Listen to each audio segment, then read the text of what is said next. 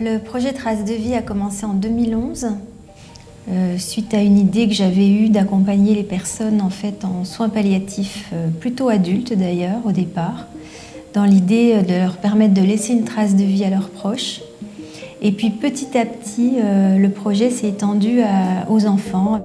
Dans les familles, on se parle finalement peu, donc être biographe, c'était être dans cette neutralité qui permettait de dire, de se raconter à quelqu'un de neutre, qui n'est ni soignant ni de la famille. Je suis d'origine allemande. Oui.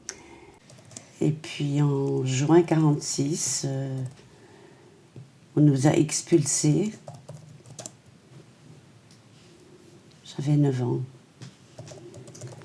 Au-delà de sortir la personne malade de son vécu de malade et de revenir sur sa vie, de retrouver du positif dans sa vie, d'être acteur de sa vie pleinement dans un moment d'hospitalisation, il y a du bénéfice auprès des équipes soignantes. Les soignants sont heureux de pouvoir proposer quelque chose qui apporte du bien-être. Et puis les familles, elles trouvent aussi leur compte puisqu'elles sont bénéficiaires de l'ouvrage qui a été écrit pour elles souvent.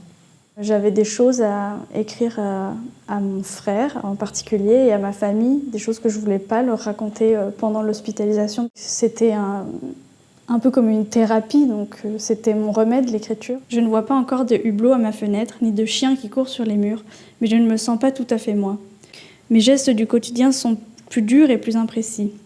Je me tâche souvent en mangeant et en buvant lorsque je bute sur le coin de ma bouche. Ce n'est pas facile de se voir comme ça, mais ça devrait s'atténuer d'ici quelques semaines.